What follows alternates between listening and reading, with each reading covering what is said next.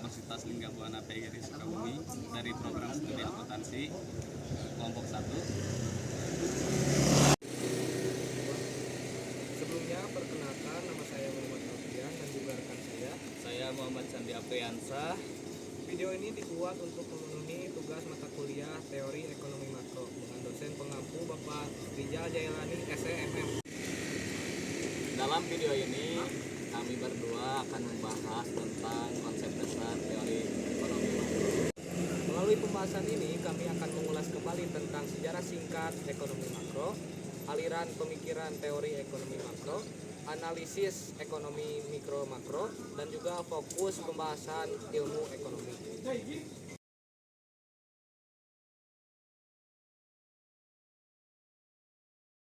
Baik, di sini saya akan menjelaskan sejarah singkat ekonomi makro. Ilmu ekonomi berasal dari kata Yunani, yaitu ekonomos atau rumah tangga dan aturan. Ilmu ini mempelajari bagaimana sumber daya yang langka digunakan untuk memenuhi kebutuhan manusia. Menurut Sulistyo, ilmu ini membahas bagaimana individu dan masyarakat menentukan pilihan penggunaan sumber daya yang terbatas untuk menghasilkan dan mendistribusikan barang serta jasa, baik untuk masa kini maupun untuk masa depan.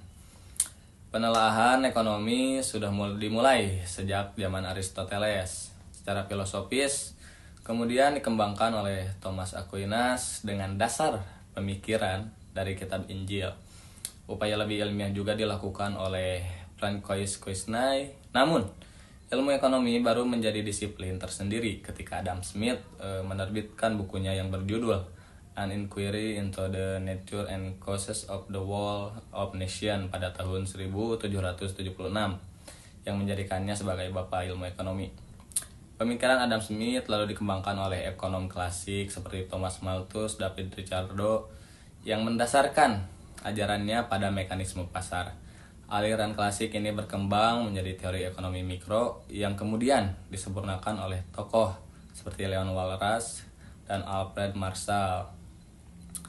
Krisis ekonomi dunia terjadi pada tahun 1929 sampai 1933, melahirkan pemikiran baru dari John Maynard Keynes melalui bukunya The General Theory of Employment, Interest and Money, yang menjadi dasar teori ekonomi makro. Setelah Keynes, muncul berbagai aliran baru seperti Keynesian, monetaris, dan juga rasional expectation. Aliran-aliran ini kemudian melanjutkan perkembangan ilmu ekonomi modern dengan pendekatan yang lebih luas dan beragam. Saya akan melanjutkan materi yang kedua, yaitu aliran pemikiran teori ekonomi makro. Teori ekonomi makro lahir dari kritik Keynes terhadap teori ekonomi klasik. Sebaliknya, kritik Keynes mendapat tanggapan dari kaum klasik, sehingga melahirkan aliran pemikiran yang dikenal sebagai monetaris. Perbedaan mendasar antara klasik dan Keynesian sebenarnya hanya terletak pada perbedaan pandangan mereka tentang pasar dan fungsi. Pembahasan selanjutnya yaitu analisis ekonomi mikro dan makro. Ilmu ekonomi dibagi menjadi dua, yaitu ilmu ekonomi mikro dan juga ilmu ekonomi makro. Baik ekonomi mikro maupun ekonomi makro, sebetulnya keduanya mempelajari masalah ekonomi. Menurut Raharja dan Manurung, substansi pembahasannya sama, yaitu masalah kelangkaan. Tujuannya pun sama, yaitu melihat apakah sudah terjadi alokasi sumber daya ekonomi yang efisien atau belum. Namun masing-masing mempelajari dan menganalisa kegiatan-kegiatan dan permasalahan ekonomi dari sudut yang berbeda. Ekonomi mikro mempelajari kegiatan-kegiatan ekonomi dari unit-unit ekonomi individual. Individu sebagai konsumen, individu sebagai pemilik faktor produksi, maupun individu atau perusahaan sebagai produsen. Teori atau analisa ekonomi mikro lazimnya meliputi teori harga, teori produksi, dan teori distribusi. Jika ekonomi mikro menganalisis kegiatan-kegiatan dan permasalahan ekonomi dari unit-unit ekonomi individual, maka ekonomi makro mempelajari kegiatan-kegiatan dan masalah-masalah ekonomi secara keseluruhan. Misalnya bagaimana uang dan pengeluaran total menentukan output, kesempatan kerja, dan tingkat harga dalam perekonomian. Ekonomi makro menganalisa keadaan keseluruhan dari kegiatan suatu perekonomian.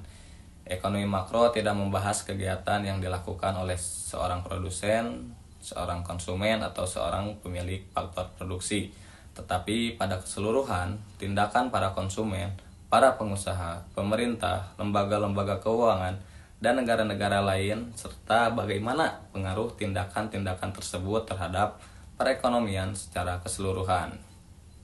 Nah, materi terakhir adalah fokus pembahasan tentang ilmu ekonomi. Yang pertama itu ada inflasi.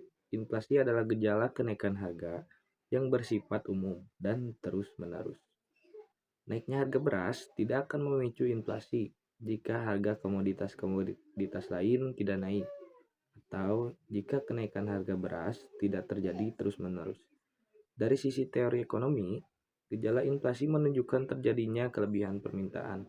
Dalam arti, dari 6 gejala inflasi, dapat disimpulkan bahwa seluruh atau hampir seluruh industri dalam perekonomian mengalami kelebihan permintaan. Inflasi menunjukkan inefisiensi perekonomian secara keseluruhan. Jika tidak diatasi dengan segera, inflasi akan menekan kemampuan perekonomian dalam berproduksi karena melemahnya permintaan, terutama permintaan masyarakat yang berpenghasilan rendah dan tetap. Materi kedua yaitu masalah pertumbuhan ekonomi. Ekonomi yang bertumbuh adalah ekonomi yang titik keseimbangan antara permintaan agregat dan penawaran agregatnya makin baik dibandingkan periode sebelumnya. Kaitannya dengan inflasi, ini bisa terjadi apabila kecepatan pertumbuhan permintaan agregat lebih besar daripada pertumbuhan penawaran agregat. Materi ketiga adalah masalah pengangguran. Yang dimaksud pengangguran adalah angkatan kerja orang yang mencari kerja berusia antara 15 sampai 59 tahun, bukan pelajar atau mahasiswa atau ibu rumah tangga, tetapi yang tidak mendapatkan pekerjaan. Tingkat pengangguran selama satu periode tertentu biasanya dinyatakan dalam nilai persen dari angkatan kerja. Misalnya, angka pengangguran 10% per tahun berarti bahwa dalam setahun 10% angkatan kerja tidak memperoleh pekerjaan.